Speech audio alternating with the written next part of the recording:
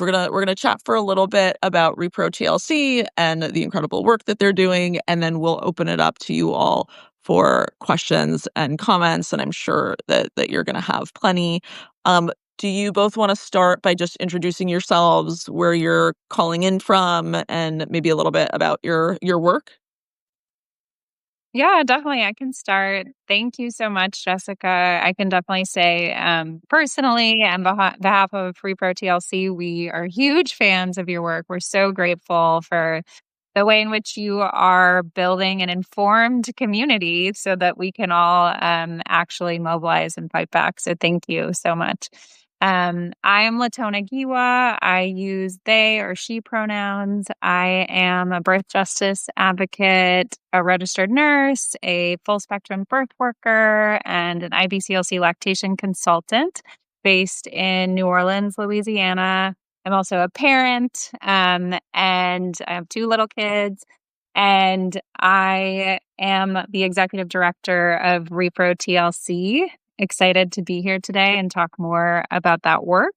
And I also always share that my background is in organizing a birth worker cooperative in New Orleans, Louisiana.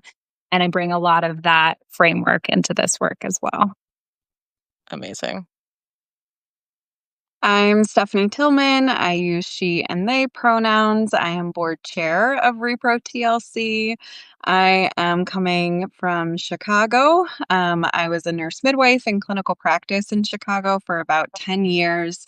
I worked in the free clinic and community hospital system for all of that time and specialized in trauma-informed pelvic care for queer folks and sexual assault survivors.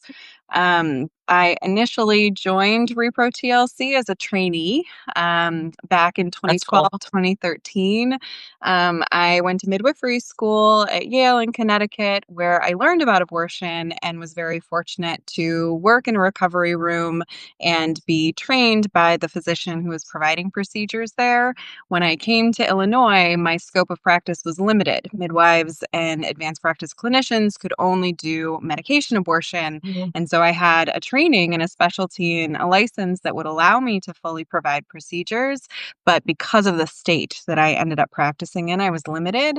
And so I did a rotation with Repro TLC to sort of get the vibe of what was going on with advanced practice clinicians in the state, and started writing a blog, Feminist Midwife, in 2012, talking about what my experience was as a new clinician, really sort of hitting the walls of this is what I learned, this is what I'm trying to do, this isn't working for patients, this isn't working for me. Yeah. And talking about the void, kind of yelling into the void, which was what Yeah. blogging was in 2012, of who else is sort of experiencing this, and was called to join the board at that time as someone who was on social media talking about care, and also talking about advanced practice clinicians, primarily midwives, being able to fully practice to our training, to our scope, and to the passion of what we're trying to do.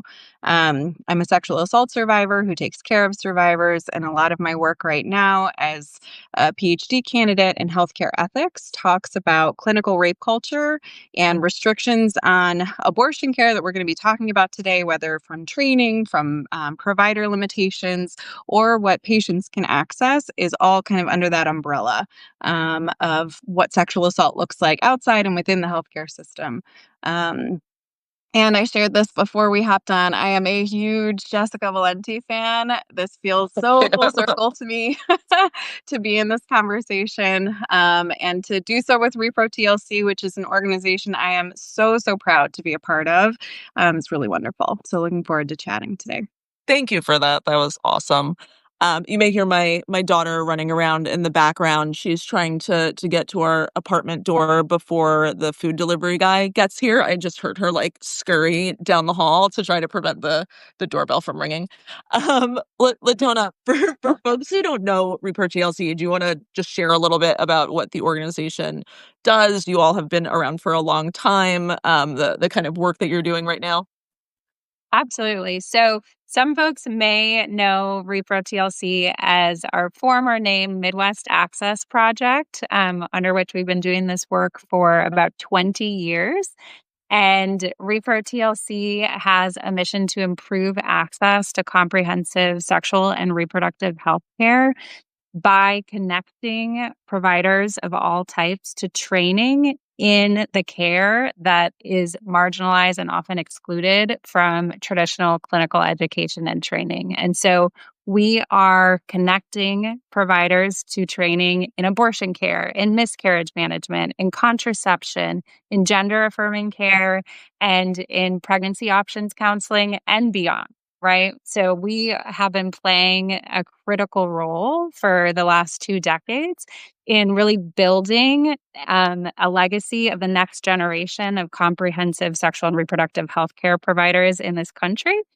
And part of why we changed our name as well, we are rooted in and grounded in the Midwest. Our founders started this organization to fill gaps in Illinois. We have grown tremendously due to the need and the demand, unfortunately, um, of the gaps that exist in our country. And we actually are providing training nationwide. We have a network of 20 plus clinical training partners that do work in 11 states. And we trained folks from over 26 states last year. So the need is huge, and we continue to expand and adapt to the environment so that we can guarantee that folks can access care. That's 26 states is I don't think I realized that's incredible. How many trainees do you have, like, at a time? What does that look like? So I think one thing folks don't fully understand is how intensive and resource demanding provider training is, right? Yeah. So when I tell an abortion provider that we've trained 400 clinical providers in this care, that they know that that is huge, right? Yeah. But sometimes to folks, it doesn't sound like a huge number. But No, what that's that huge. looks like, it is huge, right? It is huge. The community impact of that is significant and really shapes decades of care in this country, right? But what that looks like for one provider is months of preparation and Mm, coordination to get malpractice, to figure out right. to individualize their training, to work with their preceptors, to get all the agreements in place, right? Through a network of complications and restrictions that are imposed on this situation. And then they train for weeks. Yeah. Most of our trainees are training for 2 to 5 weeks at a clinical site, and we're supporting that entire process so that they can get the individualized skills they need to go back into their community and provide care. So it's a huge resource investment and Yeah. coordination. So yeah, 400 providers to date that we have trained across the country. That's totally incredible. That number is actually, like, to me, that sounds huge. How do people find you? How do they get connected? Stephanie, you could speak to that. Yeah, definitely. So thinking about the fact that this takes so long for us as an organization Yeah. to have over these 2 decades developed the resources to figure out how to support providers. Yep. I also from a clinician perspective and someone who was a clinical trainee, I think often of how much work our trainees have already done to even get to us. So the organization started because one of our founding board members, Dr. Debbie Stolberg, was unable to get fully trained in her family medicine residency and ended up needing to sort of be scrappy and figure out sort of how to get the training on her own. Our trainees come up against those same barriers that she was having a long time ago in her residency. So, if you are a clinical trainee at a religious institution, if you're a provider who's been in practice for a really long time and your practice hasn't included this, but you want to, what are the limitations to being able to add this to your practice? The perception that it's such a difficult training or a difficult procedure to learn when in Yeah. actuality, for a lot of full scope sexual and reproductive healthcare providers, the procedure for abortion care is much like a lot of the other procedures we do: IUD insertion, endometrial biopsy, miscarriage management. So often we are only sort of adding a little bit of muscle memory and training and experience on what could be emergencies for what is otherwise an incredibly safe procedure to providers who are learning a lot of other Right. options. And medication abortion is one of the primary types of abortion that people seek. And that is incredibly easy to train people to do. It's why self managed abortion is very safe and very possible. So, having patients have the option of choosing a self managed or having community care workers, having people within the traditional healthcare system who know what all those options are. When we think about what it takes to get people to the point of finding us, we also are sort of appreciative of like, we're so glad you found us Yeah. now that you're here. There has been largely a word of mouth network Right. for a long time.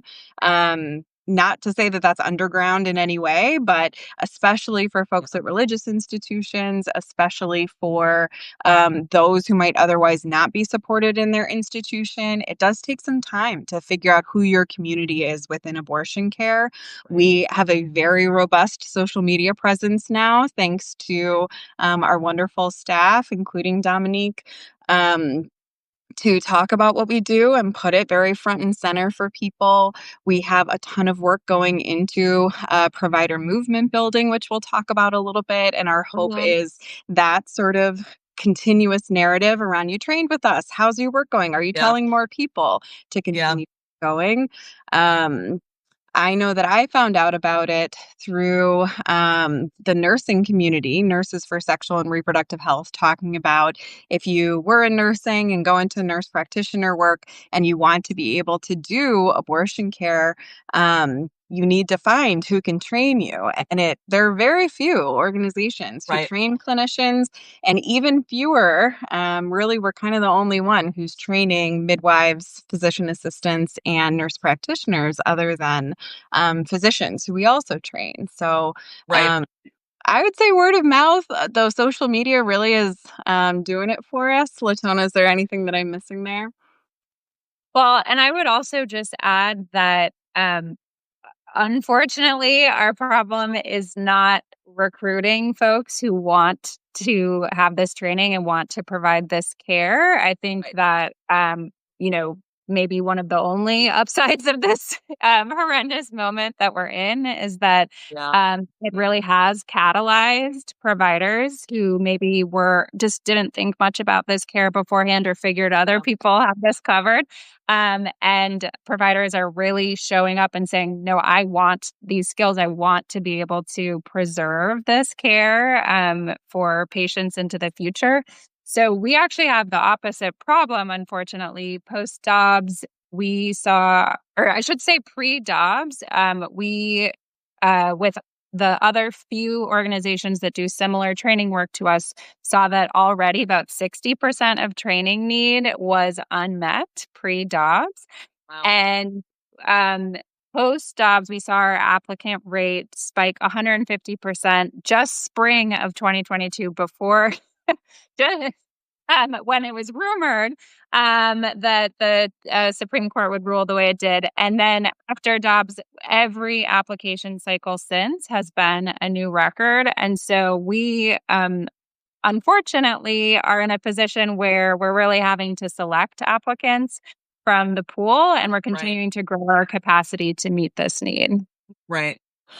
Oh, I have so many questions now. I'm curious about how you select applicants and how you're thinking about it in terms of like, is it geography? Is it like I'm sure you're talking to people and having that individual approach, but I'm also interested in how that um, connects to your activism and the way that you're just thinking about communities.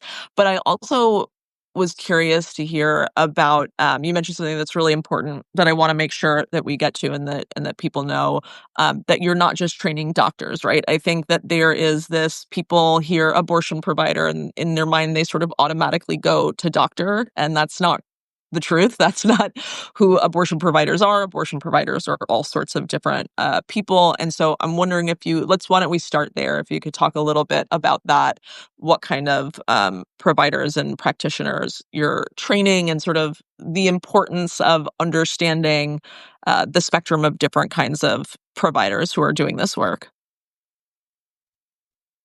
Yeah, absolutely. So I can say that Repro TLC is fairly unique, pretty unique in what we do, because we really are training across that provider spectrum. So we are training students, residents, practicing providers, and we're doing so with physicians, with advanced practice clinicians such as midwives and physicians associates. We're doing so with nurses. We did a really popular abortion doula training this year. So I consider abortion care to be so much more than just a procedure, right? Or just Yeah. a medication. We really have to think about the journey that a patient goes through for their abortion experience. And that starts from having an interaction with someone who is trained to provide a trauma-informed pregnancy options counseling. Whether I know as a lactation consultant, I often was the first person with patients who was there when they figured out that they had an unplanned pregnancy because they were postpartum and nursing and they were wondering why their milk supply went down, right? And so in my lactation training program, I didn't get abortion information or pregnancy options counseling training, but we should be doing that, right? With every provider who intersects with a pregnancy capable person, right? And so we offer that training to any type of provider who um, wants to expand access to care for their patients. And we and part of why we reach out to students as well is because we know that nursing students, med students, if they're exposed to that care early Yeah. on, they understand that abortion is part of basic health care, right? And they Right. understand that that that they want to do their best to provide quality care to patients who experience or need abortions, right? So that's kind of why we train students as well. And then for practicing providers, which Stephanie can talk more about, for APCs specifically, our advanced practice clinicians, they're often already doing much more complicated procedures, but they have been excluded from the training and resources to provide this care. Right. Stephanie, did you want to add anything?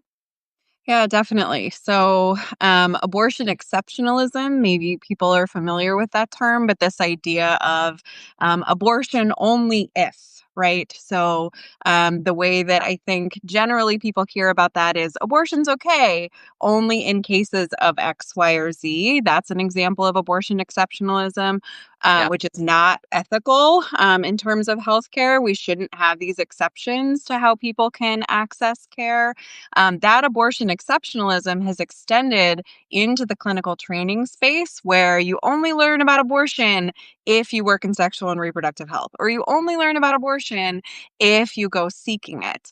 And what's sort of very frustrating, beyond frustrating about this, is that is part of the historical foundation of how healthcare was professionalized in this country. Black midwives and Indigenous healers were doing pregnancy care, birth care, abortion care, miscarriage care long before physicians were ever created as a profession or in their training. Part of the need to professionalize the physician model of care involved a co conspiratorial campaign to remove women and femme people from the care space, to remove midwives, to remove healers from the care space so that physicians could claim bodies, could claim the ability to care.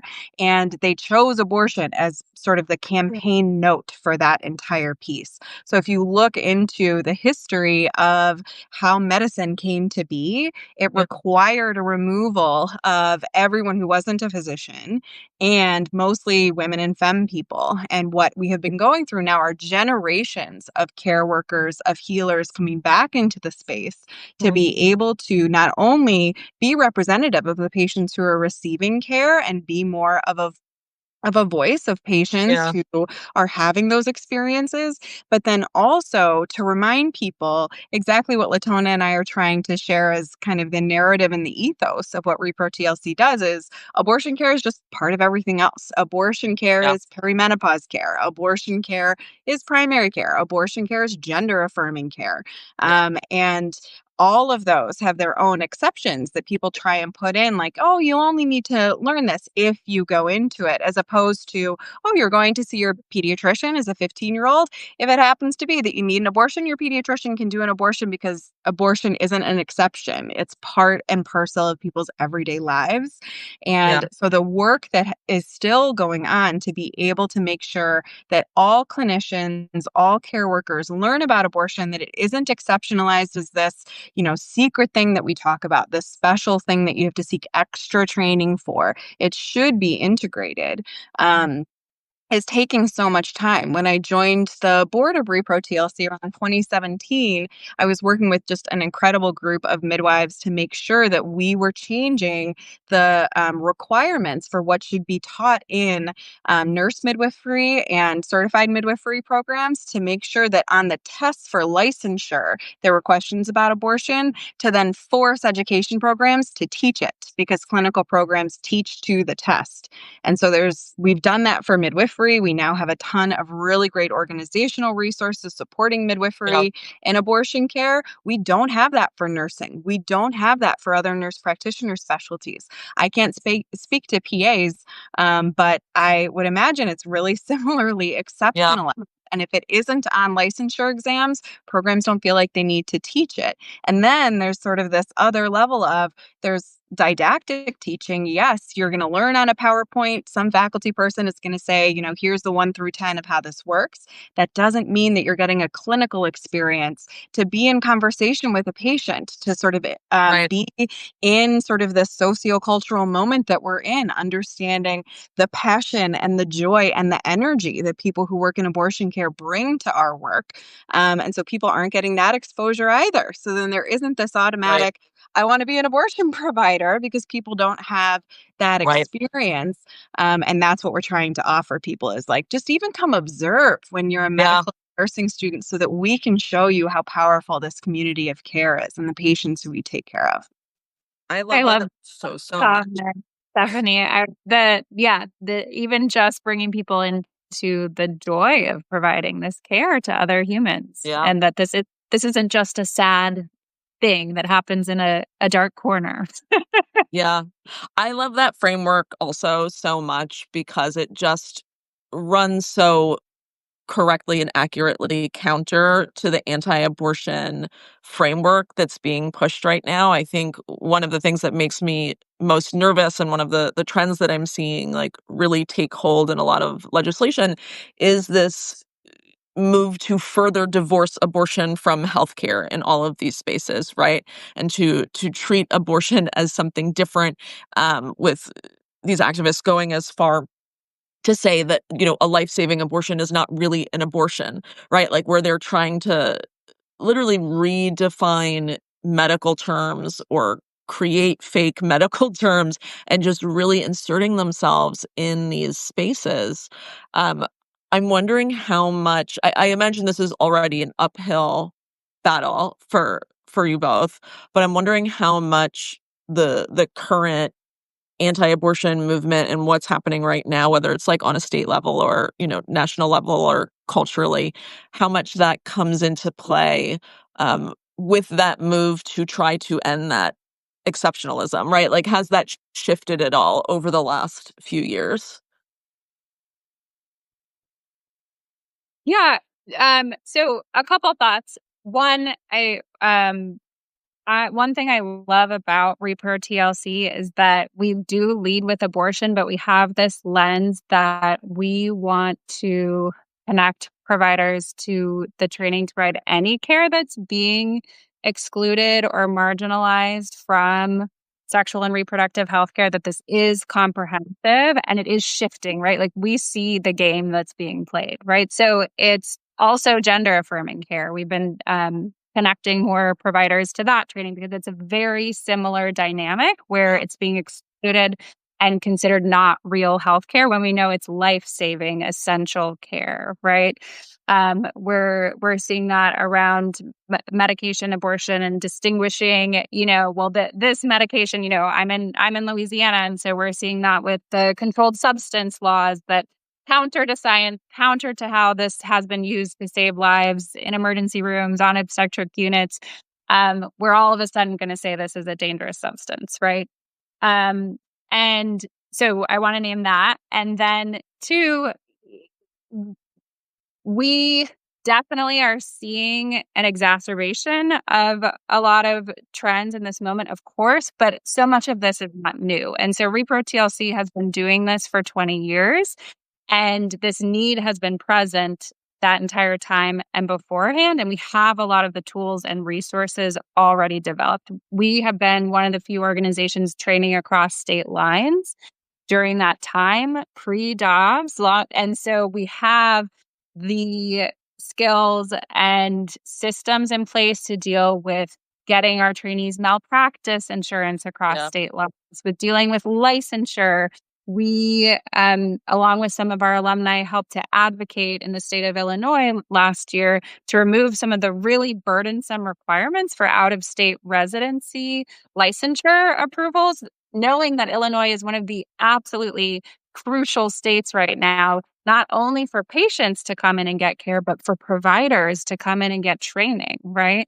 And so we are simultaneously doing the skill training, coordinating the skill training, but also deep in the work of looking at what are the obstacles in the system? Where are the opportunities to mobilize and make changes that sometimes are really boring? They're administrative, they're logistical, but they make a huge difference down the line in building this pool, this community of providers.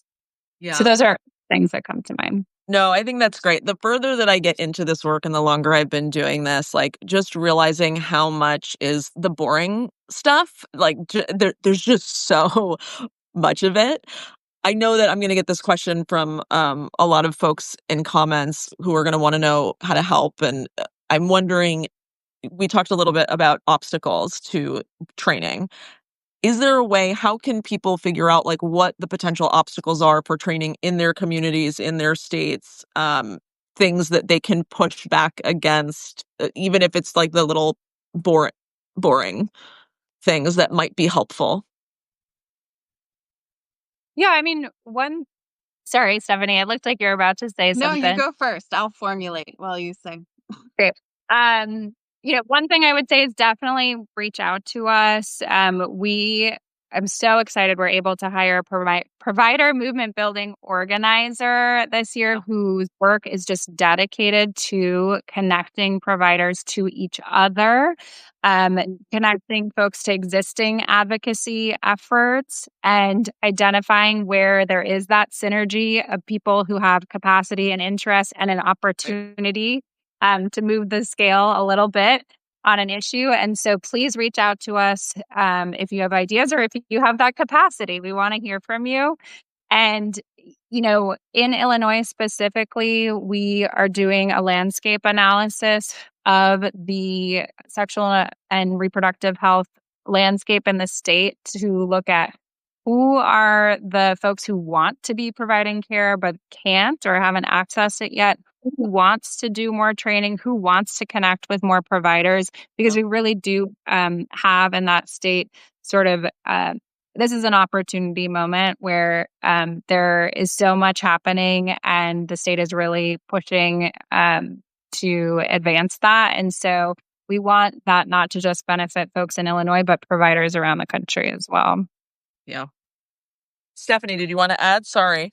No, no, no. This is all great. I think to add on to it, it is, I think, shocking for patients to hear that clinicians really never get any training in activism, in advocacy. Mm, We end up so stuck in what's very important, taking care of the person in front of me, supporting their life planning, helping yeah. to define sort of the how they're putting their hands around what their health needs are in that moment, that we also aren't given any time for activism and advocacy, clinically speaking.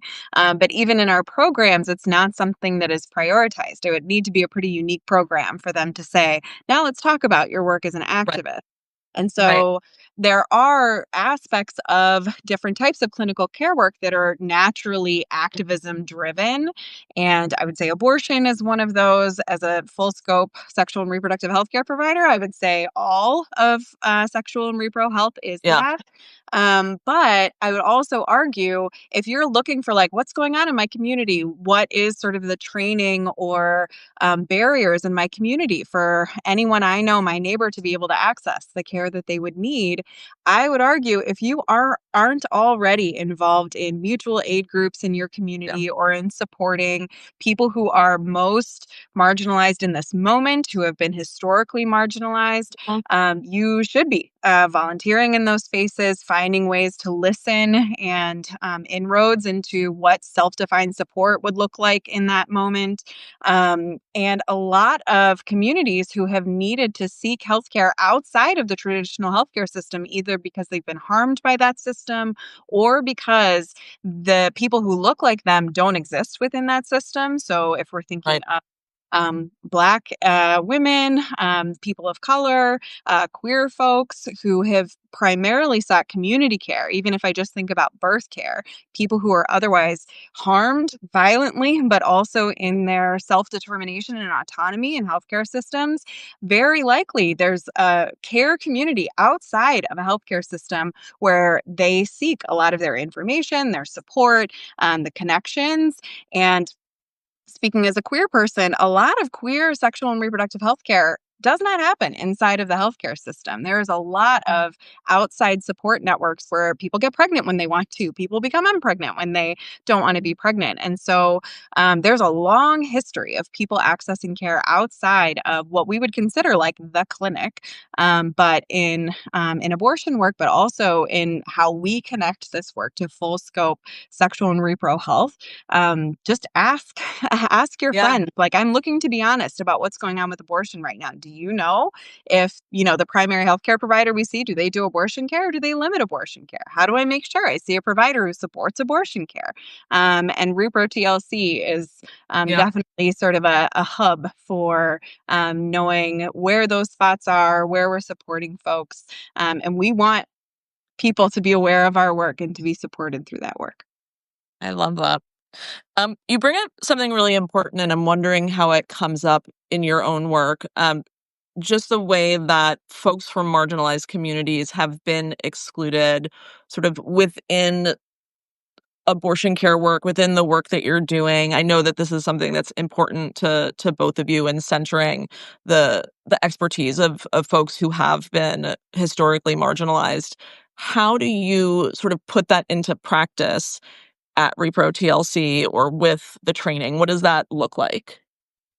Yeah, absolutely. So, I wrote an op-ed for The Nation during Black Maternal Health Week about how abortion care is central to Black maternal health care, which is what brought me into this role and into this job as someone who, as a Black person who has given birth, has had miscarriages, has had abortions, and also as a community health worker who served on Louisiana's perinatal mortality review board and had to have the privilege and Yeah. had to endure reading the stories of pregnant people who had died, who are disproportionately Black, who can very consistently were either turned away from care when they were seeking it or were over intervened upon, right? And we see that exacerbated now in this moment when abortion care is criminalized and providers are afraid and institutions are afraid and limiting care and turning patients away. And it puts Black patients and Indigenous patients who already suffer disproportionate outcomes at so much more risk, right? And part of, not all of, but part of addressing that issue is is increasing the representation of providers who come from communities of the patients who are suffering and bearing the worst outcomes of this dysfunctional system, right? So we have plenty of research that shows that when Black patients are cared for by Black providers on their care team, they're more likely to survive, right?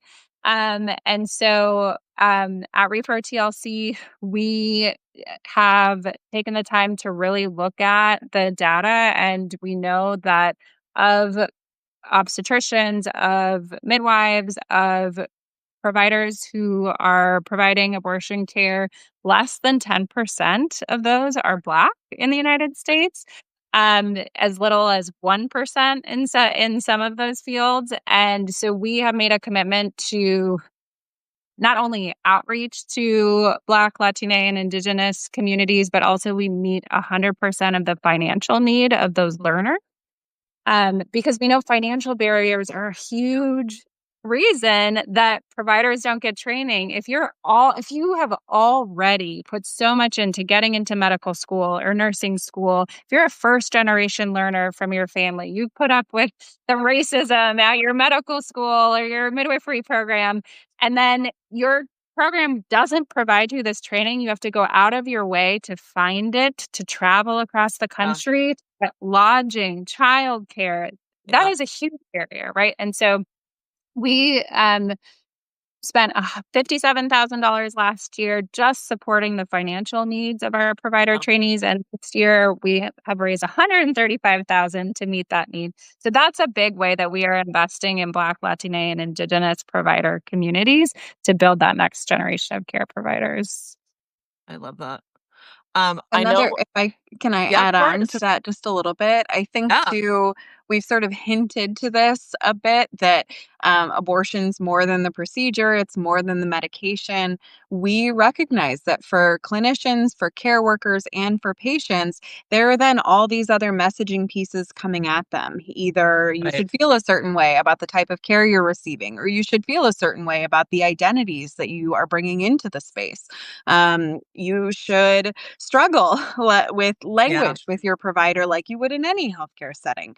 You should anticipate blatant racism like you would in any other healthcare setting. And that's something that we do not tolerate. It's something that is inherent to how we work with training partners, how we work with our Yeah. clinical trainees. We make sure that everyone is sort of level set around core concepts like reproductive justice, like trauma informed care, to make sure that people are coming in to a training space with a mutual understanding of what just and equitable and kind care looks like in abortion, Yeah. because this isn't happening off the books. This is Right. everyday consensual, ethical, legal care that people are receiving. And part of what's important to that is making sure that we continue to offer community education beyond the immediate clinical training that people have. So we've talked about our provider movement building, the activism piece that's coming around Yeah. that. We've talked about that specific clinical training piece. Our third programming arm is the community education that we offer, so that we're continuing to sort of bring these constant conversations to the fore to say, if you're an alumni or you're someone who wants to train with us or you're interested in the work that we do, this is part of that conversation. Queer inclusive care is part of that conversation, Yeah. making sure that we're attending to the unique needs of sexual assault survivors, making sure that we understand what legal and ethical requirements are for language interpretation in care. So we're sort of making sure that everything that is coming up in the patient care space and the care worker space is front and center for those who Right. are involved in our work. And those are public. Everyone is invited to participate in those. It's something that's very important to us to offer free for people to attend. And so if there are clinicians who are kind of listening in live or to the recording, or Yeah. folks who are patients, or if you want to share this with others, that's one of the first ways to get involved with our work is to attend one of our community education programs. That's great. I have to say, I really appreciate just from listening to both of you talk about the work that you're doing, that it feels like you're coming from a place of abundance. And it so often feels like when we talk about abortion and when we hear about just like the clinical practice of abortion, that it's coming from this place of expecting and accepting the bare minimum, as Mhm. opposed to really thinking about how to build something better and how to just take care of each other. And it's just really, really nice to hear people talk about it in this way. So thank you for that.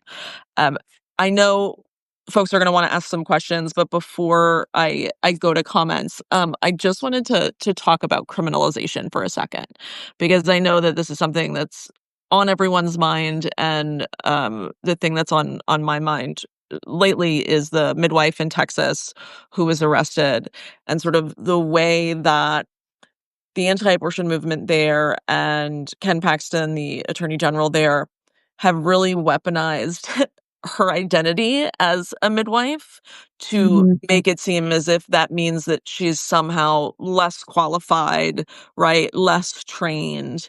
Um, and I'm just wondering how you both are thinking about that and that sort of like misinformation and stigma, as we unfortunately will probably see more cases like this, and maybe what folks can do to combat that, right? Just in their everyday lives.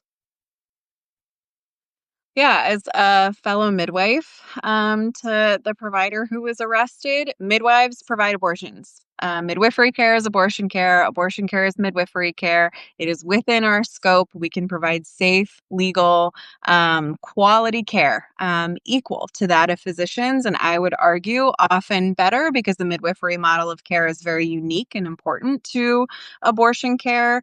That being said, I absolutely agree with you that Paxton focused in on this provider's identity as a midwife as sort of the entry point. But I think the intersectionality of this provider's identity is Yeah. incredibly important. This is a Latina provider who was providing care for Latina patients on the border. And there was a wait that was purposeful for the Yep. moment to find someone who was a midwife who has historically, by profession, been excluded by systems of power to be able to provide care, and continues to be. And then also within the moment where marginalized communities, namely immigrant, Latina, and refugee and asylee communities in this country, are being targeted wholesale. And the fact that this midwife, in providing everyday care, has been swept up in this, is part of an intersectional campaign, not only against abortion, not only against midwifery, not only against Latina people and their providers, but also against care on borders, care in states where there seems to be a minority moral belief Yep. against certain types of care that is much more vocal than the majority of people who need access to the care and aren't allowed to have a voice in that space. That being said, for midwives who want to be providing abortion care, there's a ton of state and national and organizational resources around advanced practice clinicians in care. We support that midwife, and we support all midwives and APCs in abortion care and full scope SRH. And also, there is sort of a unique, disproportionate attention to this provider who has been Mm. criminalized, when we know that patients are much more likely to be criminalized. Mm. This is something Latona and I have talked about Interesting. a bit, so I'll pass the mic on that piece. Yeah, that's really interesting.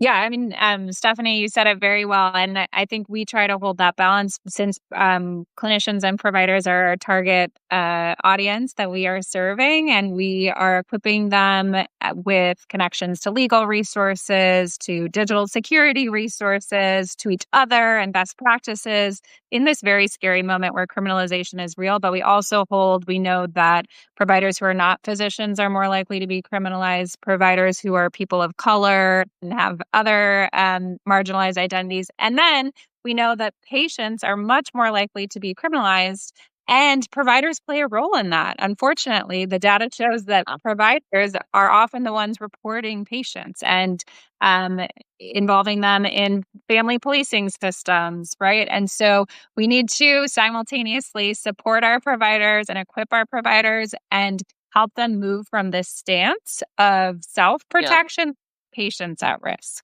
right? And I absolutely believe that we can do both of those things. Yeah, that's a really Agreed. Great point. How do you think I'm sure that there's providers and physicians and clinicians and nurses and midwives who are watching this now or who will watch this.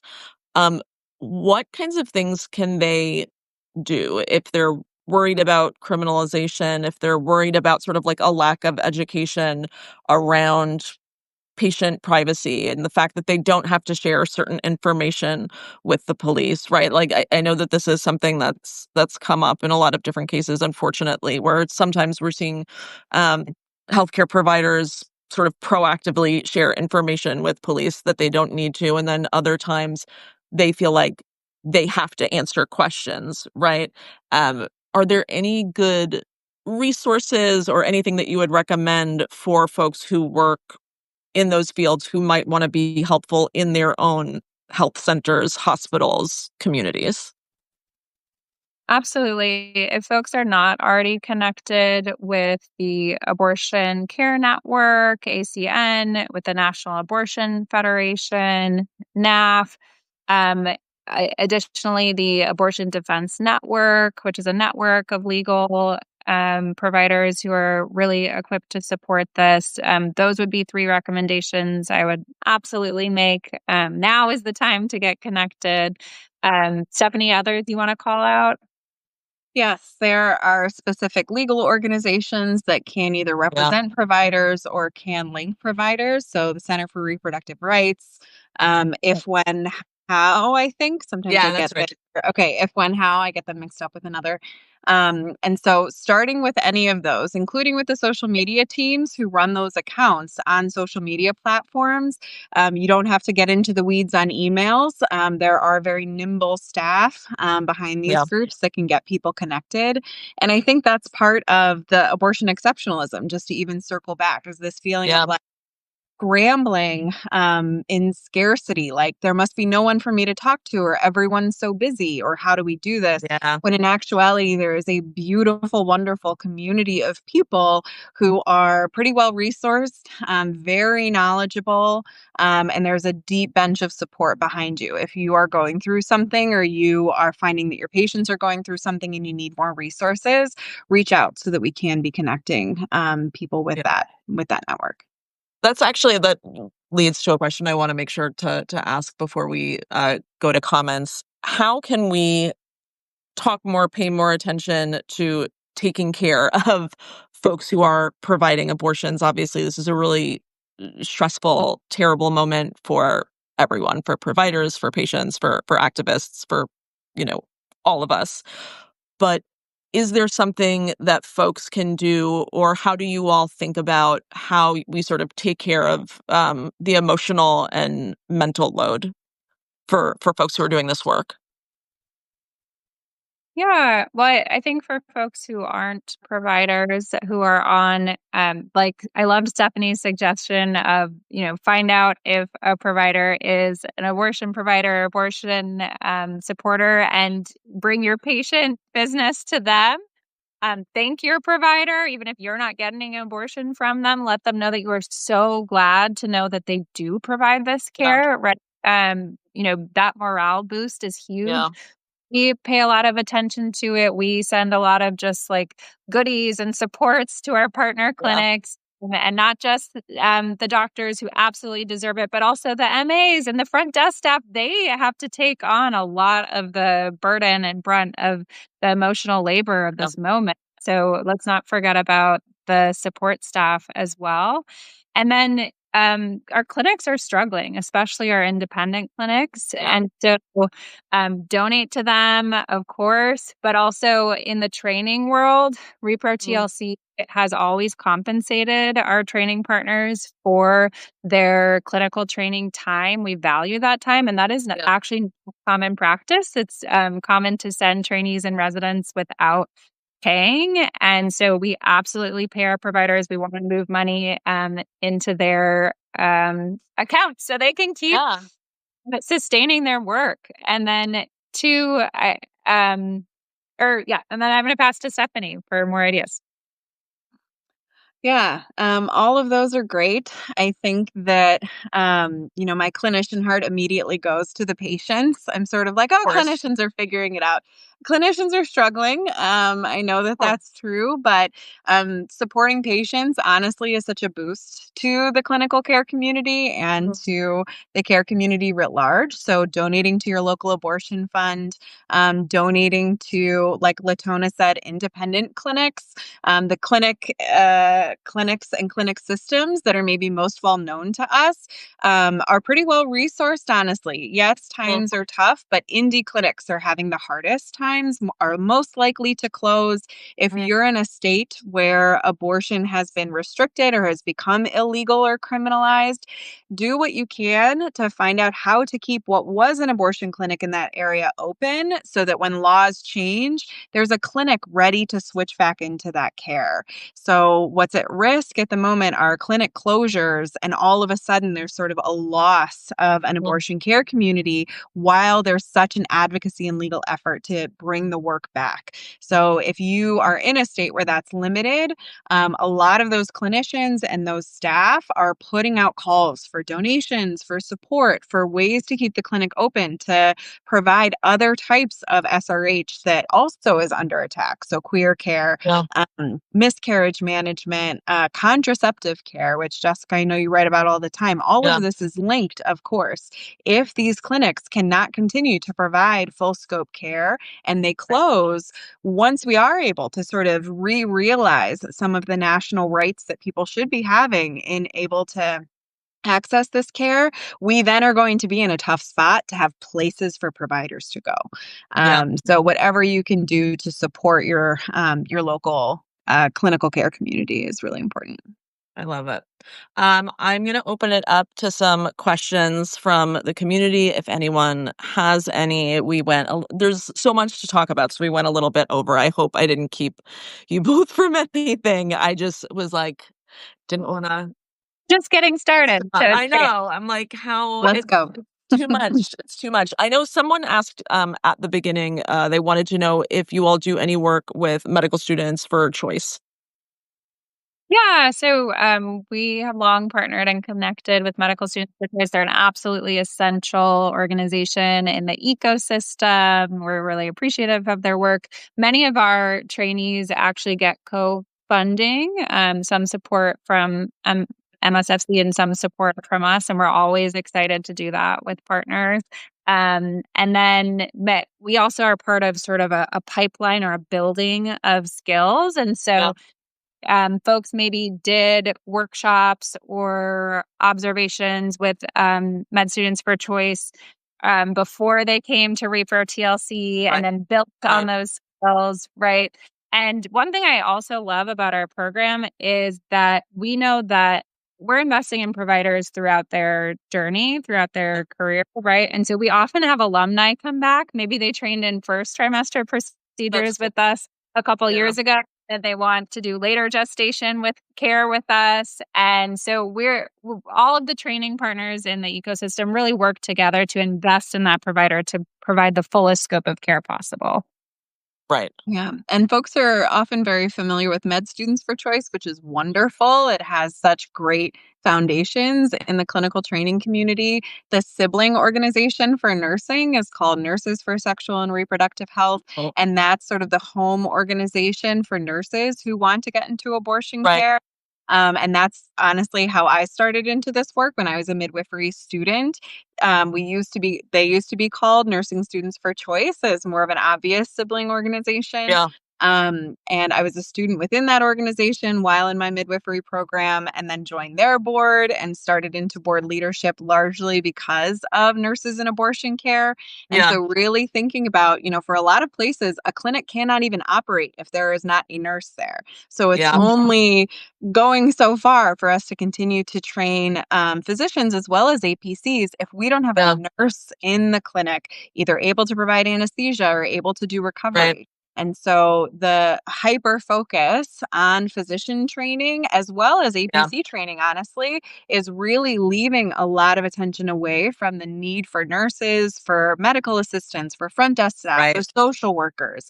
And as Latona Yeah. said, the building blocks for what ultimately keeps a clinic open and keeps Yeah. patients taken care of is part of what we're trying to make sure is kind of all pulled together. And Yeah. Repro TLC, I think, does a really great job at making sure all those voices are coming together, whether in training or education. So Right. I'm so glad someone mentioned MSFC because then we get to talk about kind of how we all work together. That's great. No, it's terrific.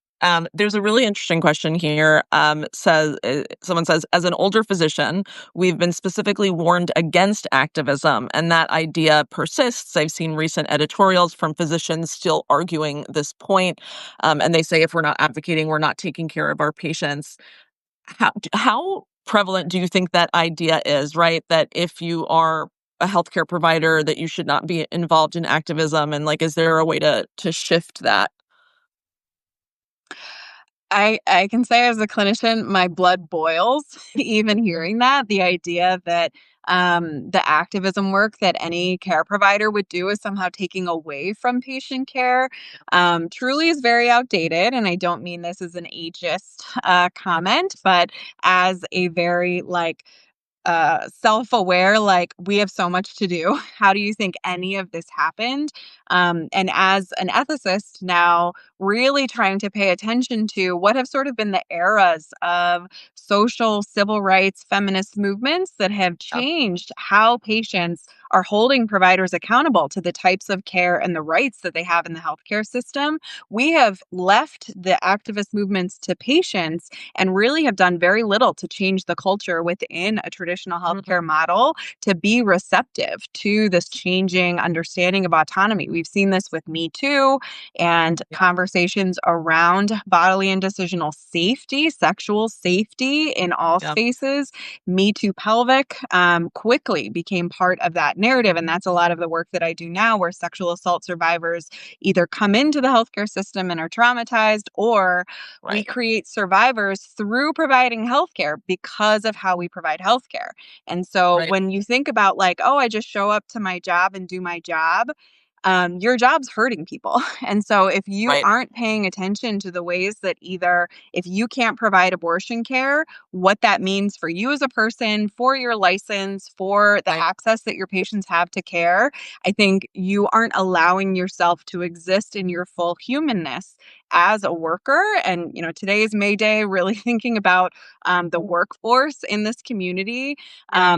Who made these rules about what sort of a clinician you're supposed to be, what sort of a worker you're supposed to be, and really thinking about how activism is part and parcel largely of what brought us into care in the first place of wanting to do better and be better. And anytime you hear a voice that says, well, I'm not supposed to do that, who's that? Who is that voice? Get them out. They are not invited. And Yeah. there's so many other ways for us to say, like, who is in this power position, Yeah. either in my head, like, who is like this cop in my head? Let me ACAB the cop from my head that's telling me don't do this, but also really thinking about, like, how do we stop the hierarchy from constantly just telling us what to do without a specific voice to be able to say, like, you don't get to tell me how to be a care worker. Yeah. I know that I just ranted a little bit. I don't mind my rant, I love but a I also rant. want to give Latona We love a rant around here. Latona, did you good. wanna add anything? Yeah, I loved the rant too. And I really agree that it is a type of patient abandonment to let patients do all the storytelling, all the mobilizing, and not stand alongside them, right? And it's part of care. It's part of collaborative care with our patients. And I also just want to shout out because I'm so deeply proud. The Birth Worker Collective that I co-founded 12 years ago, Birthmark Doula Collective, is the lead plaintiff in a lawsuit against the state of Louisiana fighting against their controlled substance law for abortion medications. And part of what I think is so beautiful about this is that doulas as care workers alongside physicians in our state and alongside patients in our state together, joined together and said, we're going to fight against this.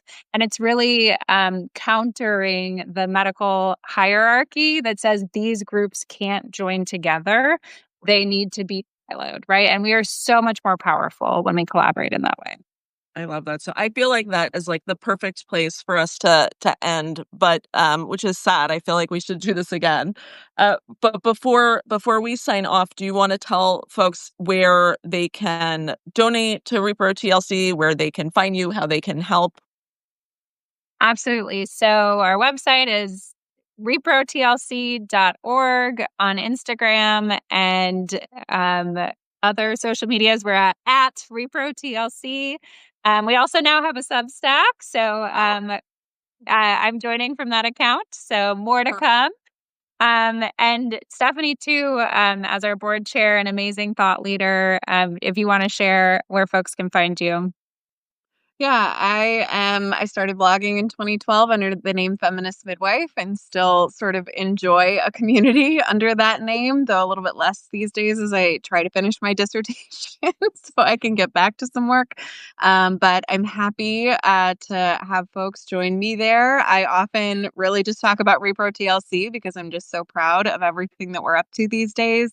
And really, really so excited to have been connected with you, Jessica, and with the work that Of you're doing. course. Are so grateful for abortion every day. I remember when it started and I was like, how is she going to have abortion stuff to talk about every day? Like, No. it's not even going to happen. And then all of a sudden the emails were longer and longer and longer I and know. longer. And I think, back to the abundance versus scarcity piece, I think that in the abundance of the list of all the things that are happening, it can feel sort of like there's no way to keep up. How are we ever going to attend and take care of all these things? And what I would say is, as someone who's been in this space for a long time, alongside both of you who have been in this space for a long time, there's so much being done for everything that's always on Jessica's list. So, folks who Yep. read Abortion every day, please know that Repro TLC is one of the organizations that's sort of picking apart each of these things and is showing up for providers, is showing up for training sites. And your attention to this through Jessica's work and through other work is really important to us. That's a fantastic place to end. I so appreciate that. And I'll make sure for folks, I'm going to put all of your info and links to social media and everything like that in the post when it goes out so that everyone can find you. Thank you both so much for making the time. I know it's such a busy time, but I'm so grateful for this conversation. I'm so grateful for your time. I hope that we can do it again sometime. Let's do Yeah, it. like every month, every couple Yeah, months, let's just give updates. little Totally. check-in, little check-in. It'll be perfect. Thank you. Thank you all so much. Have a good Yeah. night. Take Bye, care. everyone. Good night.